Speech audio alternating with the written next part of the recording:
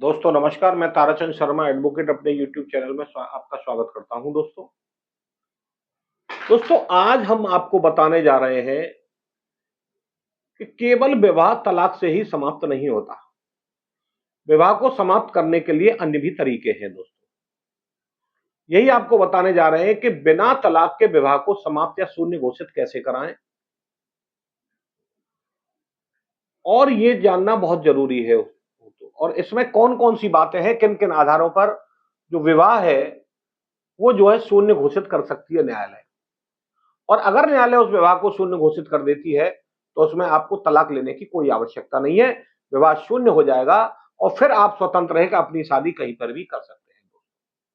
वे बिल्कुल वैवाहिक बंधनों से आप मुक्त हो जाएंगे। तो दोस्तों चलते हैं मुख्य विषय पर। और ये जो वीडियो है हमारा बहुत ही अहम है। जो लोग तलाक के इच्छुक हैं वो तलाक के अलावा और उनके साथ ऐसी कोई परेशानियां हैं जो मैं बताने जा रहा हूं, और इनके कारण अगर आप तलाक लेना चाहते हैं तो आप तलाक का मुकदमा न डालें, उसके लिए एक अलग से आप मुकदमा डाल सकते हैं। उसके बारे में मैं जानकारी देता हूं। वीडियो बड़ा अहम है और दोस्तों शुरू से अंत तक देखें। अगर मेरा वीडियो आपको पसंद आए इसको लाइक करें, ज्यादा से ज्यादा शेयर करें, और मेरे चैनल को अभी तक अगर आपने सब्सक्राइब नहीं किया है तो मेरे चैनल को भी सब्सक्राइब कर दें। अब चलते हैं दोस्तों कि अगर कोई महिला और पुरुष का विवाह संपन्न हो गया है और कुछ ऐसी परिस्थितियां हैं जिनके तहत वो ये सोचते हैं कि हम एक दूसरे से तलाक क्यों ना ले लें, तो दोस्तों आपको उन परिस्थितियों में तलाक लेने की आवश्यकता नहीं है जिनको मैं यहां बताने जा रहा हूं। उसमें आप न्यायालय के माध्यम से अपने विवाह को शून्य घोषित करा सकते हैं। उसमें ना तो आप किसी के खिलाफ गलत एलिगेशन लगाएंगे, ना आपको तलाक की जो लंबी कानूनी प्रक्रिया है उससे भी आपको नहीं गुजरना पड़ेगा। दोस्तों मैं आपको बता दूं कि अगर किसी पति पत्नी का विवाह दोनों का हो गया है और उनमें से कोई भी व्यक्ति नपुंसक है और नपुंसक होने के कारण वो एक दूसरे के साथ शारीरिक संबंध नहीं बनाते, तो ऐसी स्थिति में भी जो पीड़ित पक्ष है वो जो है अपने जो विवाह को शून्य घोषित कराने के लिए मुकदमा डाल सकता है। दूसरा यह है कि अगर पति या पत्नी में से जिनका विवाह संपन्न हो चुका है दोनों को पागलपन के दौरे पड़ते हैं और वो विवाह के समय सम्मति देने में असमर्थ थे, तो ऐसे विवाह को भी न्यायालय के द्वारा शून्य घोषित कराया जा सकता है दोस्तों।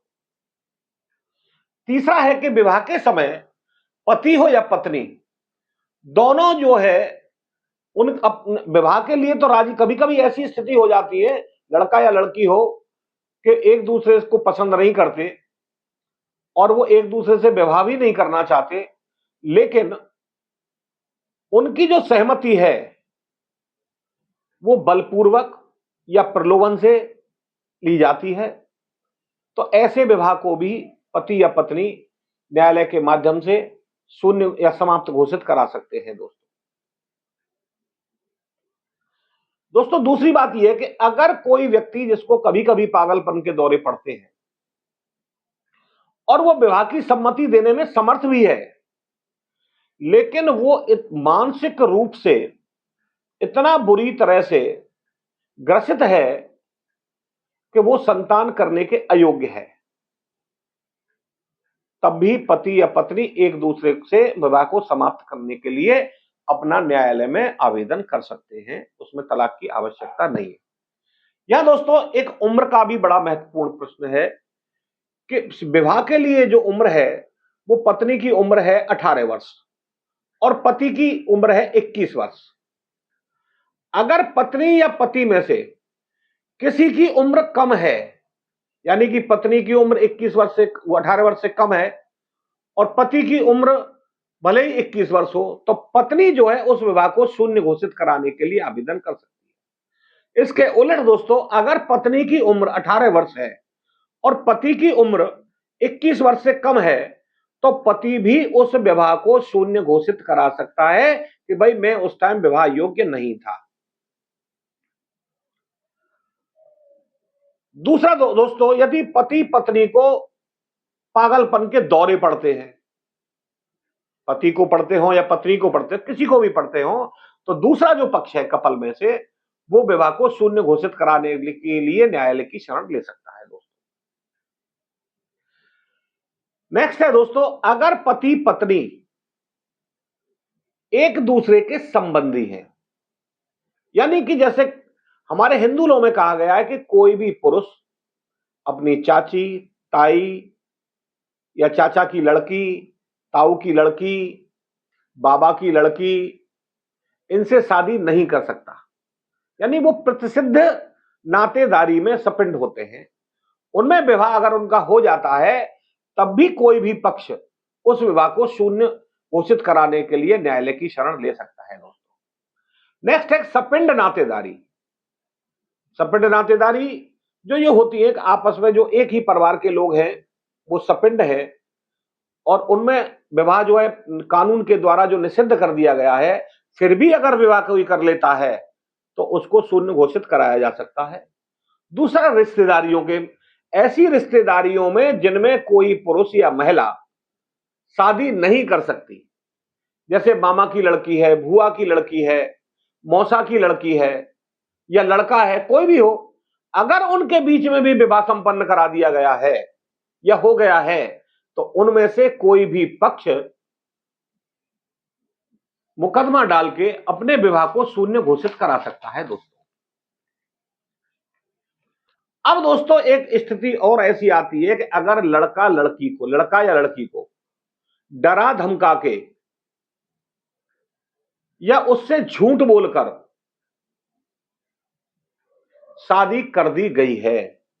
कभी कभी ऐसा होता है दोस्तों कि लड़का लड़की में लव अफेयर चलता रहता है, लड़की वाले ये नहीं चाहते कि वो उस लड़के के साथ शादी करें, लेकिन फिर भी लड़का पक्ष लड़की वालों को और लड़की को, यानी लड़की के माता पिता को डरा धमका के या कोई छल करके उनके साथ लड़की की शादी करा दी जाती है। तो ऐसी स्थिति में भी, चाहे वो लड़का हो या लड़की हो, कभी कभी लड़की वाले भी कर देते हैं कि या तो शादी कर, नहीं तो इस पर मुकदमा लगाएंगे।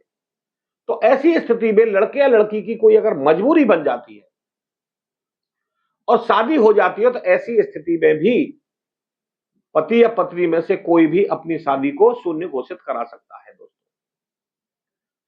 एक बहुत इंपॉर्टेंट चीज है कि अगर कोई महिला विवाह के समय गर्भवती है, जैसा अल्ट्रासाउंड से भी पता लग जाता है, मेडिकल चेकअप दुनिया भर के चल रहे हैं, अगर कोई महिला शादी के समय गर्भवती है किसी अन्य पुरुष से, यानी कि उससे नहीं जिसके साथ शादी हो रही है, किसी अन्य पुरुष से गर्भवती है, तो ऐसी स्थिति में भी पति अपनी शादी को न्यायालय से शून्य घोषित करा सकता है दोस्तों। ये ग्राउंड मैंने आपको जो बताई वो तलाक के लिए हटके, तलाक से, इन ग्राउंडों के आधार पर आप तलाक का मुकदमा दाखिल न करके और तलाक की लंबी प्रक्रिया में न पड़ के, अगर ये कोई परिस्थितियां किसी के सामने हैं, इन परिस्थितियों के आधार पर वो फैमिली कोर्ट में जाकर, यानी जिला न्यायालय में जाकर उस विवाह को जो उन दोनों के बीच संपन्न हुआ है उसको शून्य और अवैध घोषित करा सकते हैं, यानी कि उस शादी को निरस्त करा सकते हैं। ऐसी स्थिति में आपको तलाक लेने की कोई आवश्यकता नहीं है। अगर दोस्तों माननीय न्यायालय के द्वारा आपकी शादी को शून्य घोषित कर दिया गया है, तो उसके बाद में आप दोनों पति पत्नी अलग अलग हो जाते हैं, आपका वैवाहिक बंधन भी समाप्त हो जाता है, क्योंकि वो अवैध और शून्य घोषित कर दिया जाता है। ऐसी स्थिति में कोई भी पति या पत्नी, न्यायिक जो आपका विवाह शून्य हो गया है जिनका, वो अपनी शादी कहीं भी करने के लिए स्वतंत्र होंगे और तलाक जैसी लंबी प्रक्रिया से बच जाएंगे। दोस्तों उम्मीद करता हूं कि ये वीडियो आपको पसंद आया होगा। अगर मेरा वीडियो आपको पसंद आया हो, इसको लाइक करें, शेयर करें, और यदि आपने मेरे चैनल को सब्सक्राइब नहीं किया है और मेरे चैनल पे आप नए हैं तो मेरे चैनल को सब्सक्राइब करें। साथ ही दोस्तों बेल आइकन को भी बट दबा दें, जिससे कि नए नए नोटिफिकेशन कानून की जानकारी के संबंध में समय समय पर आपको मिलते रहे। दोस्तों आज के लिए बस इतना ही। जय श्री राम, राधे राधे, जय श्री कृष्ण।